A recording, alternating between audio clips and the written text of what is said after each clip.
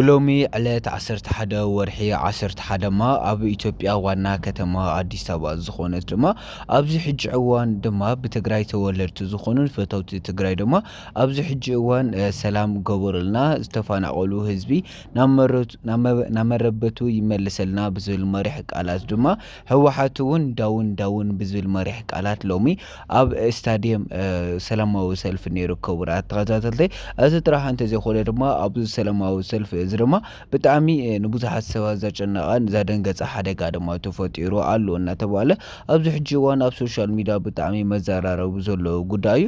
ንሱ ድማ እቲ ሓደጋ እንታይ እዩ ንዝብል ድማ እስካብ መጨረሻ ተፀኒሕኩም ድማ ናባኹም ከቅርበልኩም ክኸውን እየ። ነዚ ቻናል ድማ ሰብስክራይብ ላይክ ሸር ብምግባር ቤተሰብ ይኹኑ።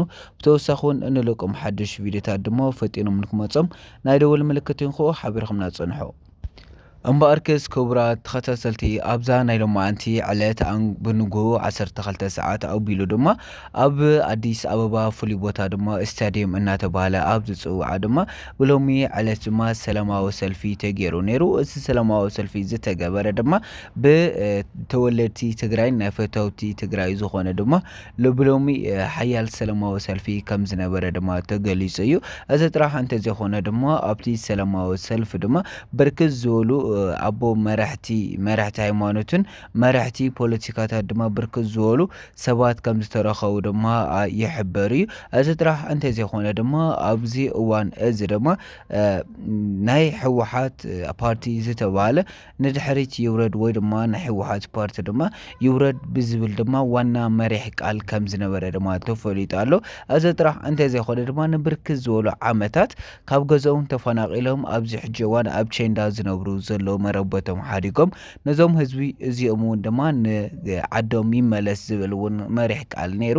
ካብዚ ብተወሳኺ እቲ ሳልሳይ ዝነበረ መሪሕ ቃል ድማ ወጣት ህዝቢ ኣብዚ ሕጂ እዋን ኩሉ ሰብ ከም ዝፈልጦ ድማ ናይ ትግራይ ወጣት እናተገፈፈ ብሓይሊ ናብ መሰልጠኒ ወይ ድማ ናብ መዓለም ከም ዝኣትው ዘሎ ድማ ኩሉ ሰብ ዝፈልጦ ሓቂ እዩ። በዚ ኣቢሎም እዚ ድማ ኣብዚ ሕጂ እዋን መንእሰይ ግፋ ደው ይበል እናበሉ ድማ ሰላማዊ ሰልፊ ነይሩ። በዚ ተወሳኺ እዚ እውን ድማ እቲ መንእሰይ ድሕሪ እዚ ተስፋ ብምቑራፅ ድማ ዓዱ ሰዲዱ ካብ ዓዱ ተሰዲዱ ናብ ዘይድለይ ወልፍታትን ናብ ዘይድለይ ተግባራት ናብ ዘይድለይ ስደታት እና ኣተወ ከም ዝርከብ ዘሎ ድማ ኣብዚ ናይ ሕጂ እዋን ሰላማዊ ሰልፊ ድማ ወሲኾም ገሊፆም እዮም። ክቡራት ተኸታተልቲ ኣብዚ ሰላማዊ ሰልፊ እዚ ድማ ብርክት ዝበሉ ዓበይቲ ናይ ፖለቲከኛ ሰባታት ድማ ተረኸቦም ነይሮም።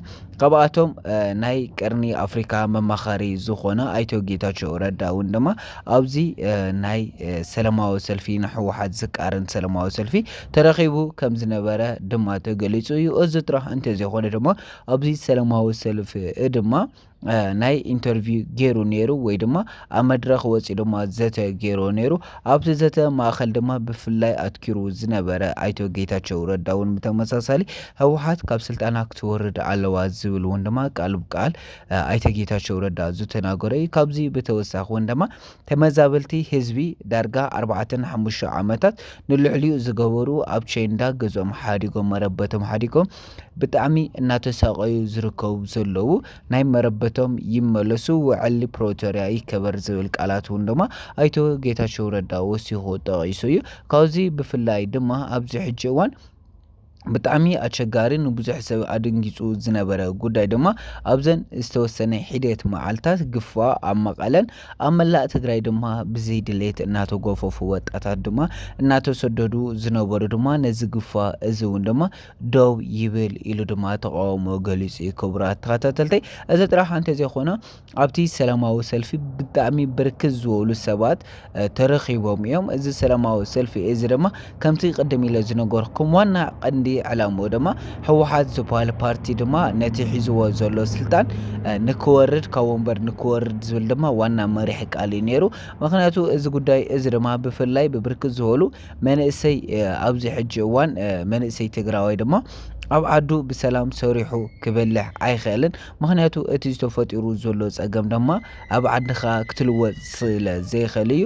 እዚ ጥራሕ እንተዘይኮነ ድማ ብርክት ዝበሉ ኣዶታት ድማ ቅድሚ 2 ዓመታት 3 ዓመታት ኣቢለን ወደን ሰብኣየን ብርክት ዝበሉ እኳ ደኣስ ቤተሰብ ስኢነን ገና ነባዓተን ከይደረቐ ኣብዚ ሕጂ እዋን ድማ ደቀም ብተመሳሳሊ ከምቲ ቅድሚ ሕጂ ተገቢሩ ዝነበረ ኣብዚ ሕጂ እዋን እውን እናተገፈፉ ናብ ቤት መዓልም ወይ ድማ ናብ ቤት መሰልጠኒ ከም ዝኣትዉ ዘለዉ ድማ ተገሊጹ ክቡራት ተኸታተልቲ።